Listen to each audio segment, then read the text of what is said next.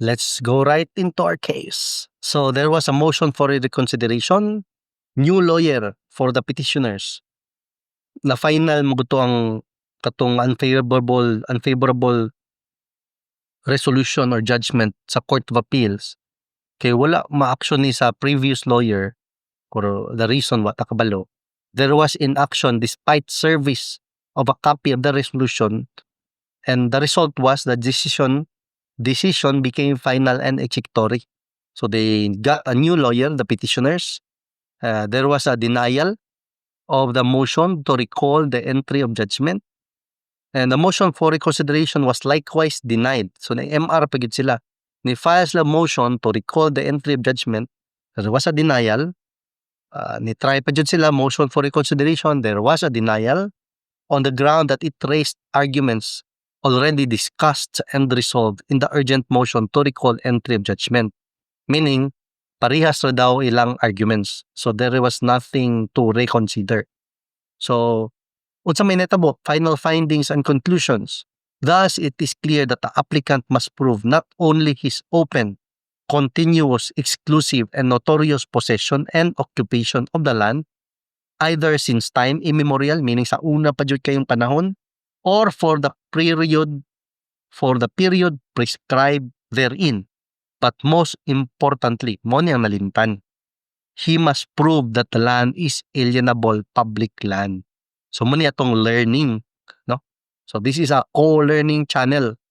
So this is our learning, that he must also prove that the land is alienable public land.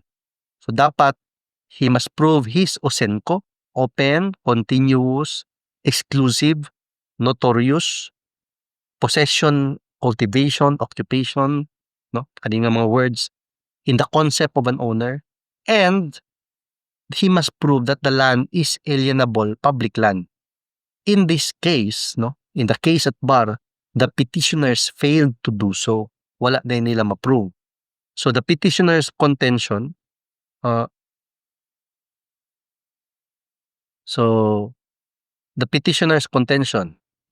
that the Republic is now barred from questioning the validity of the certificate of title issued to them, considering that it took the government almost 18 years to assail the same, is erroneous. 18 years good, nananimong titulo, nabaligya na siguro ni, nabuak-buak na, nanay mga nakapalit sa portion, unya makancel after 18 years, imong titulo.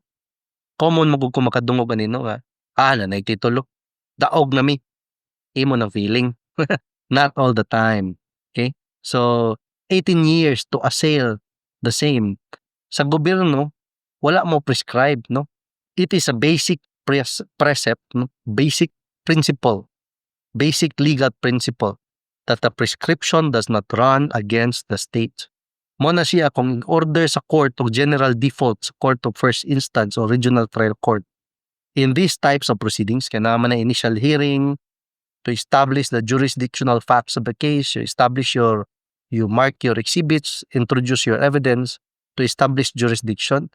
And once there is that order of general default, except against the state and except those parties nga naka-enter sa ilang appearance as oppositors, no? Naka-join sila sa case as oppositors. So it is a basic principle, a basic precept, that prescription does not run against the state. So even if 18 years after, no, the lengthy occupation of the disputed land by the petitioners cannot be counted in their favor, as it remained part of the patrimonial property of the state, which property, as stated earlier, is inalienable and indisposable, meaning not alienable and not disposable. So usually, kung na kay mga transaction sa yuta, mukuha man ng kaana o certification that the land is alienable and disposable. A and D. Alpha and Delta. A and D. A and D certification. In light of the foregoing, the Court of Appeals did not err when it set aside the decision of the Court of First Instance, no? So, mo ni siyang ang sa Supreme Court ka decision. and it ordered the subject lot to be reverted back to the public domain. Tawagan ni reverted back, reversion case, to bring it back to the public domain. Kansilahon ang titulo. Since the land in question is unregistrable, dili pwede ma-rehistro kung sa Bisaya pa. Dili pwede matituluhan. Dili pwede mapanag-iya sa private person. The Land Registration Court did not acquire jurisdiction over the same. So it is not uncommon, no? Makikita ka sa uban municipalities, several municipalities, yuta timberland na ay tax deck. Ang gakupot sa tax deck sigig bayad og buhis. Gatupod taon all along nga iya atong yuta, no? So that cannot be the case, no? Kay di man na imuhang yuta timberland man na, sa gobyerno man na. So any transaction nga imong apilo ng timberland void. Any proceedings had or judgment rendered therein is not entitled to the respect accorded to a valid judgment. So dili daw to valid ang judgment. Consequently, the Court of Appeals rightfully denied the petitioner's motion to set aside the judgment rendered in that land registration case. So the decision of the Court of Appeals is hereby affirmed fully, in total, term, without pronouncement as to costs, so ordered.